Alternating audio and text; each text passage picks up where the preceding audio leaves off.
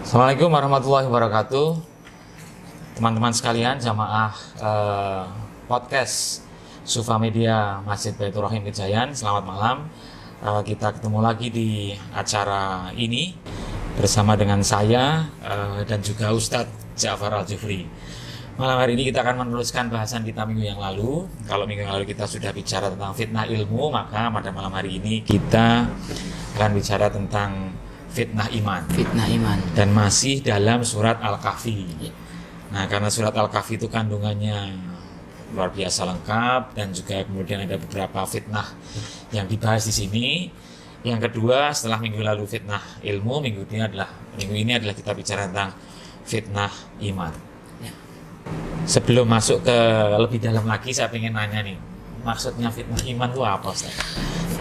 Fitnah itu kan ujian, musibah, cobaan yang nanti itu ada kaitannya dengan iman yang kita miliki. Artinya orang yang memiliki iman di dalam hatinya, sebuah konsekuensi logis dari iman yang dia punya adalah adanya ujian.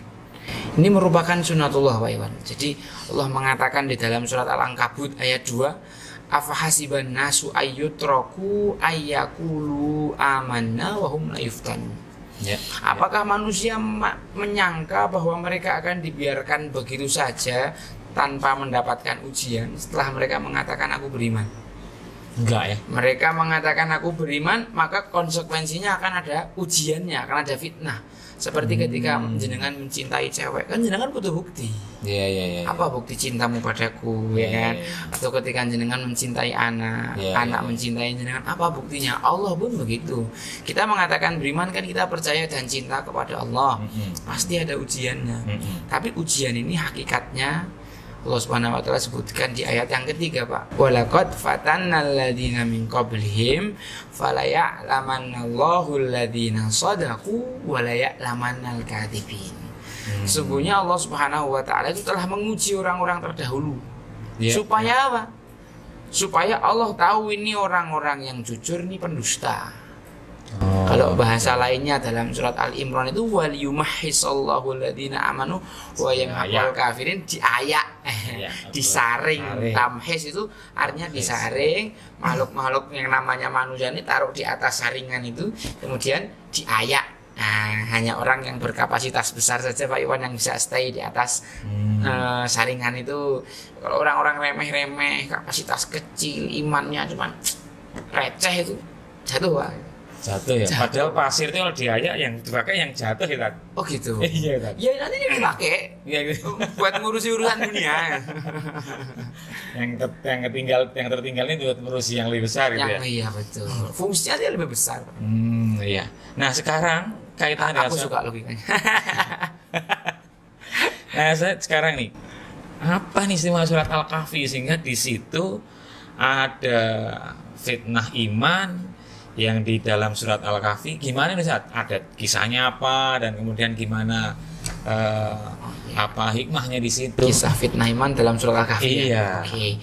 Kemarin kita sudah sampaikan pada bahasan sebelumnya bahwa surat Al-Kahfi ini surat yang disunahkan Rasulullah kita baca di hari Jumat. Ya. Malam Jumatnya atau hari Jumatnya. Karena kalau hari Hijriah, Pak, ngomong-ngomong hari Hijriah itu mulainya maghrib. Jadi dimulainya malam dulu baru siang. Mulainya tuh hubungan sama Allah dulu baru hubungan sama manusia. Jadi hari Hijriah itu begitu. Bukan dimulai dari siang, tapi dimulai dari maghrib.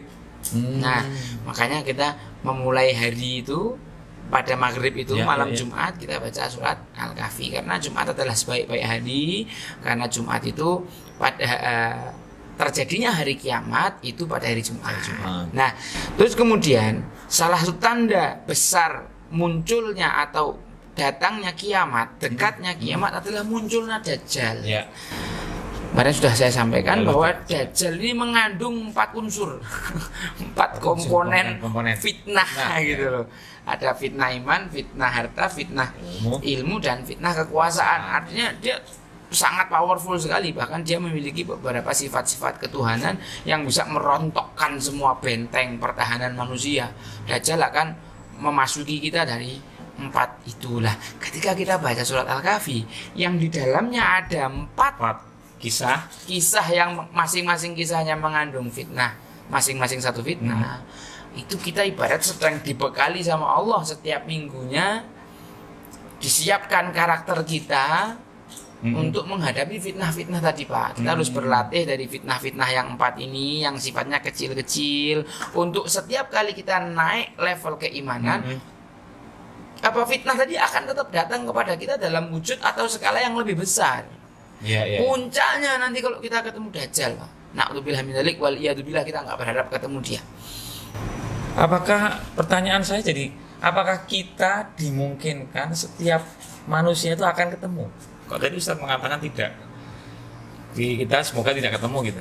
Ya ada saja kemungkinannya, Pak. Karena Dajjal itu kan sebelum muncul kan ada Dajjal kecil lain sebelum dia yang pendusta, yang artinya memang dia adalah ibaratnya utusan dia atau pecahannya. Ini pelatihannya sih pakai mereka kan gitu. Mereka memiliki kemampuan supranatural yang luar biasa. Bisa jadi kita ketemu yang Dajjal kecil ini, Pak. Yang kita percaya pada situ gitu ya. Nah, bisa jadi memang nanti Allah alam iswab, kita nggak tahu kapan dia muncul. Bisa jadi kita ketemu karena nggak ada jaminan, Pak. Nggak ada jaminan kita nggak ketemu sama dia. Nggak ada di dalam Al-Quran pun nggak ada jaminan. Yang ada kita diminta berlindung dari fitnahnya.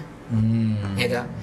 Dalam setiap doa tasyahud kita itu kan kita disuruh doa dengan menghindari fitnah Dajjal. Nah, sekarang ini kan poin yang mau kita bahas adalah fitnah iman dalam surat Al-Kahfi. Nah, dalam kisah yang pertama Allah ceritakan di awal surat Al-Kahfi itu adalah cerita tentang Ashabul Kahfi. Anak-anak muda yang hidup di masa fatrah antara Nabi Isa dan Nabi Muhammad SAW. Ketika itu negaranya dipimpin oleh raja yang dolim namanya Dikyanus ya, nanti bisalah dibaca banyak referensi yang mungkin ada beberapa perbedaan nama, sah-sah saja ini kan. Cuman bagi Al-Quran namanya nggak penting. Betul. Yang penting adalah kontennya. Yang penting apa yang Allah masukkan di situ. Yang Allah masukkan di situ berarti itu penting. Nah, kemudian sang raja ini mengeksekusi siapapun yang tidak satu pemikiran dengan dia. Kamu harus menyembah berhala seperti aku, atau sembahlah aku karena aku perwakilan dari berhala. Kalau kamu tidak mau, akan saya eksekusi. Wah, dan itu sudah dibuktikan, Pak. Banyak sekali orang-orang yang keluar dari agama raja ini masuk agamanya Nabi Isa yang Hanif, akhirnya disembelihi, disalib dan seterusnya. Nah, kebetulan anak-anak muda ini anak-anak tokoh bangsawan, anak-anak tokoh-tokoh masyarakat gitu loh, Pak. Mereka ini kemudian berkumpul, mereka lari dari kedoliman raja itu, bertemulah mereka berkumpul, mereka sepakat untuk menyelamatkan diri, masuk ke dalam gua karena hanya dalam rangka menyelamatkan iman mereka. Nah, ini maksudnya fitnah imannya di situ, Pak. Jadi setiap orang yang mengaku beriman, dia mengatakan aku beriman kepada Allah Subhanahu wa Ta'ala dan Rasulnya sepanjang sejarah kehidupan manusia, pasti dia akan mendapatkan ujian, Pak. Pasti dia akan mendapatkan cobaan, pasti dia akan mendapatkan fitnah. Sehingga apa? Sehingga di sini kita bisa melihat kualitas keimanan seorang itu sejauh mana. Nah, ini Ashabul Kahfi adalah orang yang menukar kemewahan dunia dia dengan iman. Dia lebih milih tidur di dalam gua yang dingin ketimbang kasurnya yang empuk di kota. Dia lebih memilih untuk meninggalkan semua gemerlap dunia itu demi iman. Berarti menurut dia iman lebih mahal dari harta, Pak. Sekarang banyak yang ngakunya beriman, Pak, tapi begitu ditawari fulus ya, fulusnya lebih penting daripada iman. Dan mohon maaf saudara-saudara kita banyak yang di pinggir-pinggir sana yang jarang tersentuh dakwah. Sebenarnya yang salah kami para dai. Kasihan saudara-saudara kita yang di pinggir pelosok desa sana ya. Mereka itu menggadaikan imannya hanya dengan beberapa box Indomie. Karena menurut mereka iman tidak lebih mahal, Pak. Dari itu ya. Ya, betul. Ya. Jadi ini sebenarnya pesan fitnah iman ini bisa berlaku buat siapa saja. Semua orang bisa. Pada setiap levelnya. Karena semakin tinggi level seorang, anginnya dan ujiannya akan semakin besar sebanding. Siapa yang paling banyak ujiannya? Para nabi. Innallaha idza ahabba qauman ibtalah. Kalau Allah mencintai satu kaum, Allah akan uji. Siapa yang ujiannya paling berat dari manusia? Para nabi. Para nabi yang paling berat ujiannya. Nah, yang menarik Pak ini dari tadi kisahnya Ashabul Kahfi ini kan Allah ceritakan tuh dalam Al-Qur'an tuh. Allah Subhanahu wa taala wa nuqallibuhum datal yamini wa datal shimal. Di dalam gua itu mereka kan tidur tuh. Wa tahsabuhum aiqadha wa hum rukud. Kau sangka mereka bangun padahal mereka tidur. Nah, ketika mereka tidur ini Allah bolak-balik mereka supaya jasadnya tidak rusak. Karena segala sesuatu yang taruh di bumi dalam waktu lama tidak bergerak-gerak kan akan rusak. Coba deh dengan besi, kayu dan lain sebagainya taruh aja di atas bumi. Tidak diurus dalam waktu lama, rusak. Tapi Ashabul Kahfi Allah bolak-balikkan fisik mereka setiap hari supaya fisiknya tidak rusak. Anjing selonjor di depan pintu Allah ceritakan wa kalbuhum basitun diraihi bil wasit, menjaga mereka. Matahari disetting terbit, kalau terbit nanti cahaya masuk lewat kanan gua, kalau terbenam sebelum terbenam masuk cahaya lewat kiri. Cahaya masuk juga dalam rangka menjaga fisik mereka Pak, supaya tidak hancur. Karena kalau kita di tempat yang dingin terus kan rusak, nggak ada sinar matahari sama sekali, kan begitu. Bahkan juga guanya itu dibikin angker. Lawal laita minhum firara wala mulita minhum ru'ba. Jadi ketika kita berusaha masuk ke gua itu akan dicekam rasa takut dan lari ketakutan. Apa pelajarannya? Pelajaran yang menarik dari ini, ketika kita lebih memilih iman kita kepada Allah, maka Allah akan taklukkan dunia untuk kita. Masya Allah. Ketika kita beriman kepada Allah, kita tidur pun Allah ngatur tidur kita Pak, supaya kita tetap dijaga sama Allah Subhanahu wa taala. Banyak orang yang meremehkan cuma perkara tidur, tidak mau baca doa, tidak mau ngikuti sunnah Rasulullah SAW. Padahal ngikuti sunnah Rasulullah merupakan bentuk keimanan dan bentuk kita menjaga Allah toh. Banyak yang akhirnya tidur di keloni jin, tindihan dan seterusnya karena tidak mau menjaga sunnah. Bukankah akhirnya mereka diganggu ketika mereka tidur? Tapi orang yang beriman, mereka tidur pun Allah jaga. Mimpi buruk itu juga termasuk gangguan. Termasuk gangguan. Mimpi buruk dari setan. Maka kita disunahkan ketika bangun ludah ke kiri 3 kali kan. Terus membaca perlindungan, doa perlindungan, a'udzu bikalimatillahi tammah dan seterusnya. Semacam itu. Kemudian makhluk hidup, anjing diperintahkan Allah untuk jaga. Matahari Pak, sampai matahari makhluk Allah yang sebesar itu pun Allah Subhanahu wa taala perintahkan untuk tunduk pada kita. Gua yang normal aslinya menjadi gua angker itu karena orang-orang ini yang ada di dalam situ orang yang beriman pada Allah Subhanahu wa taala. Yang di luar ketakutan, yang di dalam ayam Pak. 309 tahun tidur di situ. Lah ini kok disebutkan angkanya? Ya karena menurut Allah angkanya itu penting. Semua yang disebutkan Allah di dalam Al-Quran itu pasti itulah yang penting. Nah, ya. Karena jadi jangan abaikan setiap kata dalam Al-Quran. Betul.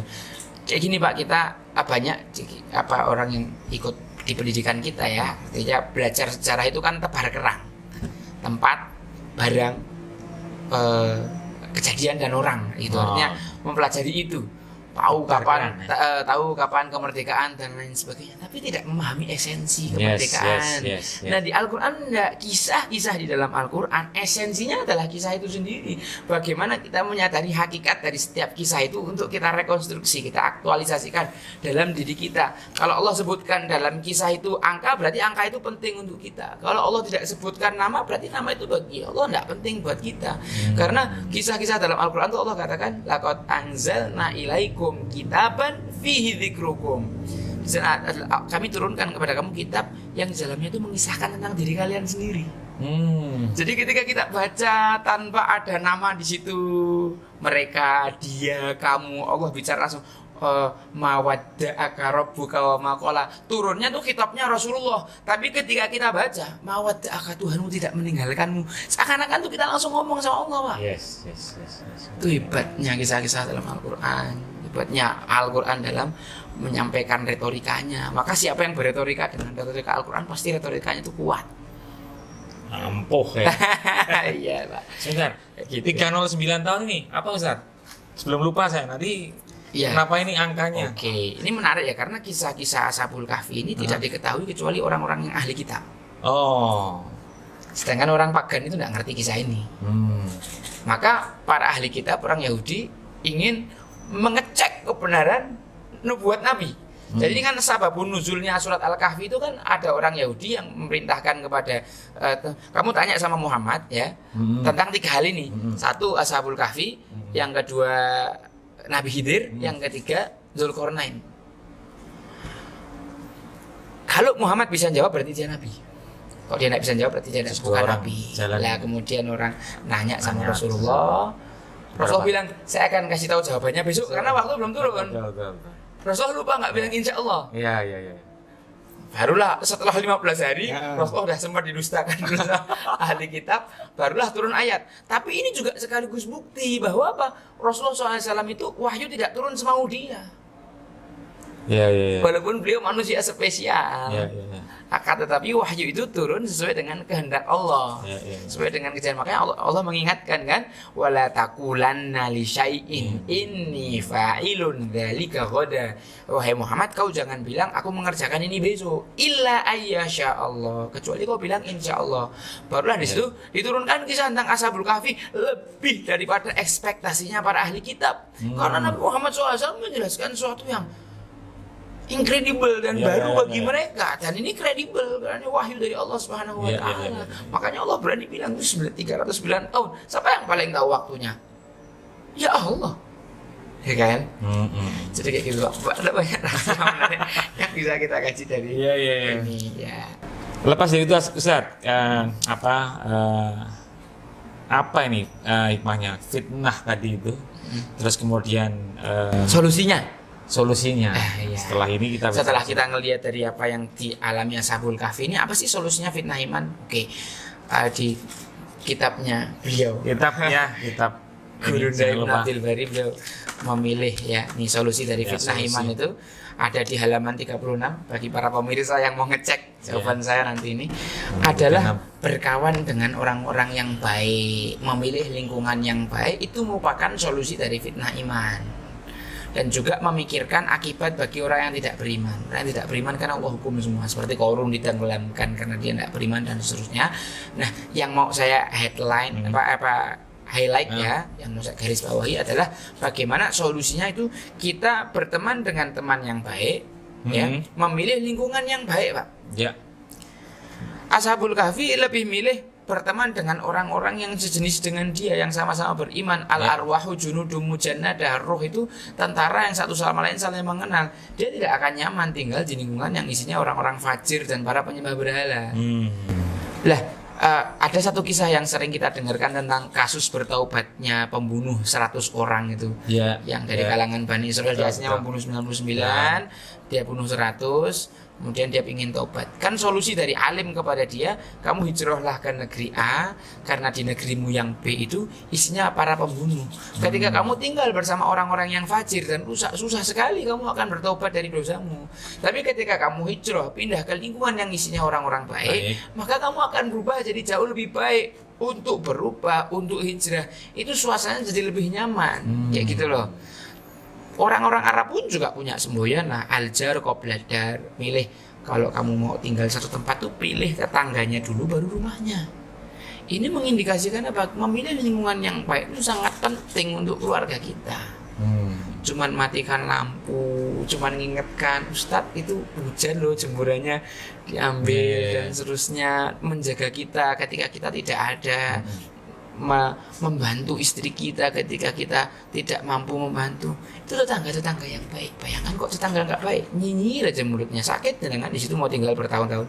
Di sini makan hati toh. Di sini enak ini Kejayaan ini. Alhamdulillah. Nah, ini sekalian Pak kita promosi. Iya. Ini Masya Allah masyarakat yang sudah terdidik selama sekian lama. Insya Allah di sini kita akan bangun kampung santri Pak. Betul, kampung santri. Insya Allah kita akan bangun kampung santri, kampung yang penuh dengan keberkahan Al-Quran. Betul, Insya Allah. Ada satu lagi nggak Pak? Mau nggak Pak? Ini masih dah berapa menit ini? Nggak apa-apa. Silakan terusin itu. Panjangin ya. Terakhir ya, ini closing. Ini closing. Saya ini sedang exciting banget dengan ayat ini. Karena ada hubungannya dengan solusi dari fitnah iman. Saya ceritakan satu kejadian di hari kiamat. Di Yaumiddin. Di hari kiamat itu kan ada masa ketika matahari didekatkan sejengkal. Tapi ada juga masa ketika orang-orang itu sedang berjalan ke surga, justru tempatnya itu gelap sama sekali Pak. gelap, betul-betul gelap. Allah ceritakan dalam surat Al-Hadid, a'udzubillahi minasyaitonirrajim, yauma taral mu'minina wal mu'minat yas'a nuruhum baina aydihim wa bi aymanihim busyrakumul yauma jannatun tajri min tahtihal anharu khalidina fiha wa dzalika huwal fawzul adzim. Surat Al-Hadid ayat 12.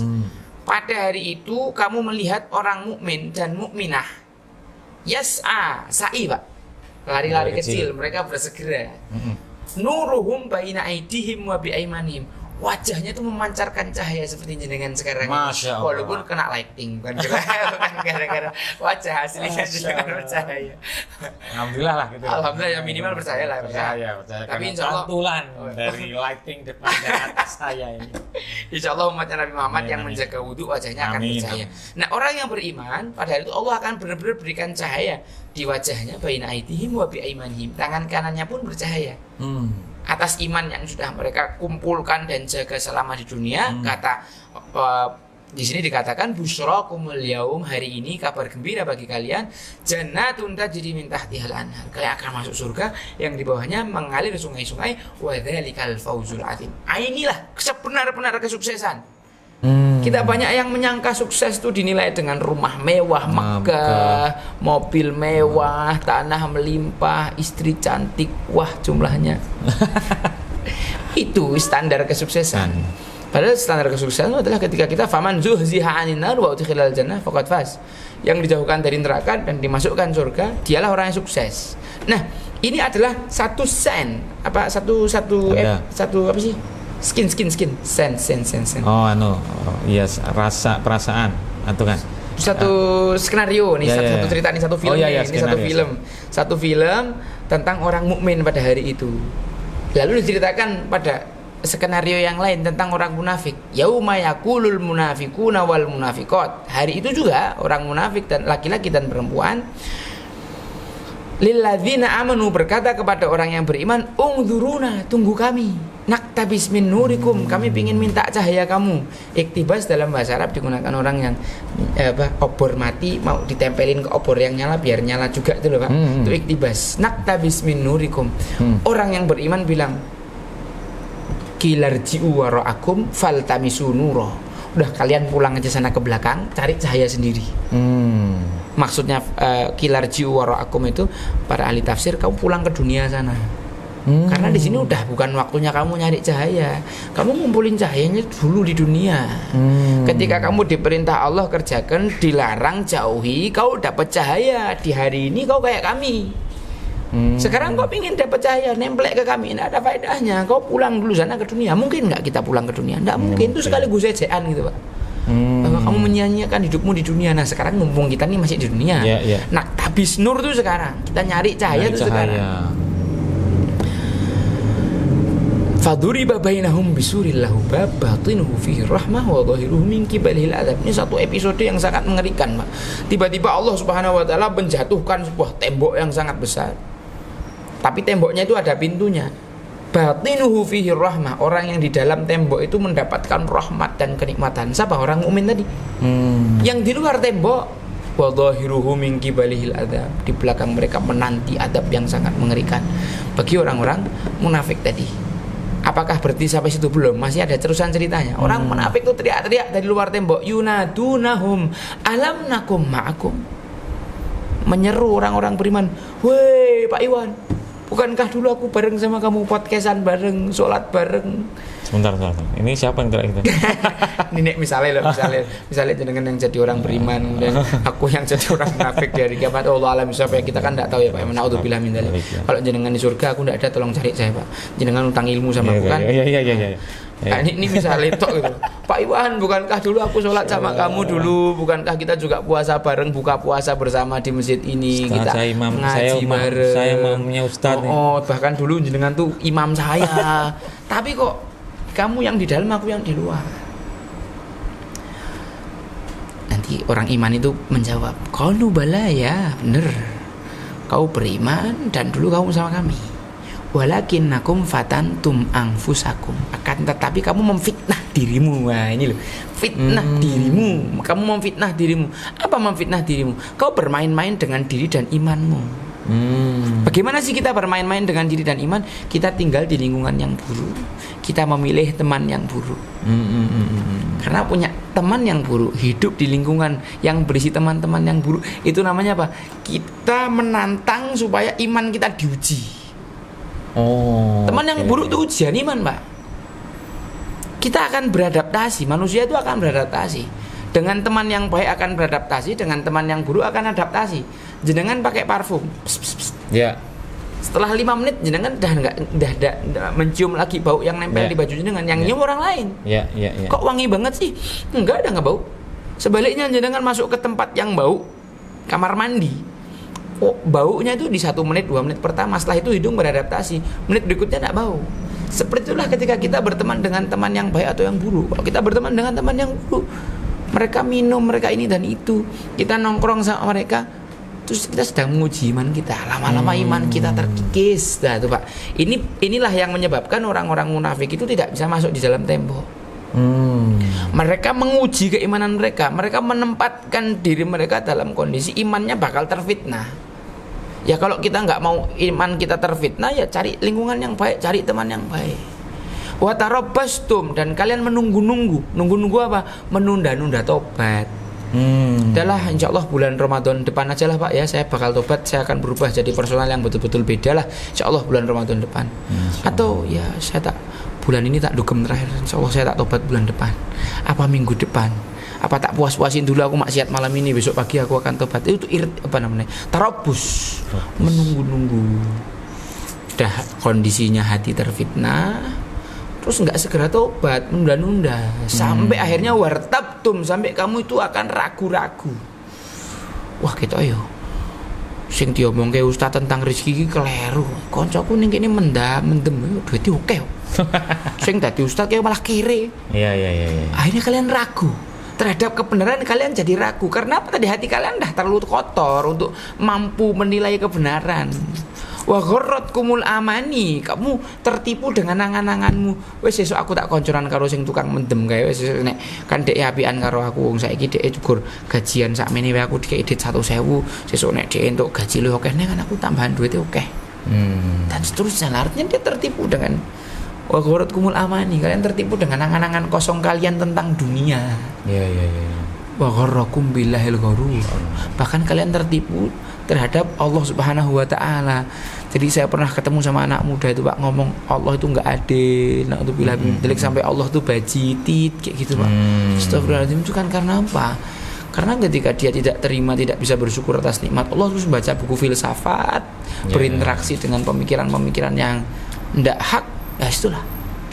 Na'udzubillah jangan sampai kita kena kejadian kayak gitu Pak. Maka salah satu solusi utama dari fitnah iman nih, kita milih teman yang baik, milih lingkungan yang baik. Ini sangat esensial. Insyaallah ya teman-teman baik semua yang ada di sini, Bapak sekalian. Jadi kita sudah berada di lingkungan, tinggal mempertahankan istiqomah Insya Allah. Masih ada Ustaz yang sudah cukup Pak Iwan. Udah habis waktunya, aku jadi kode ini. Terima kasih jamaah sekalian, teman-teman sekalian yang dirahmati Allah.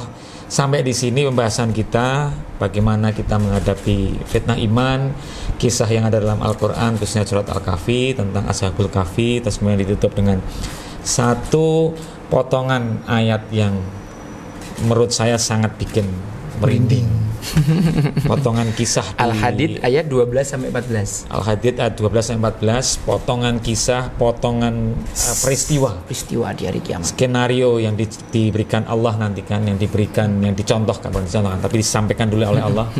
Nanti kira-kira seperti itu, suatu tempat yang sangat gelap dan kemudian memisahkan, ada tembok yang dibuat memisahkan antara orang yang beriman dan orang yang munafik.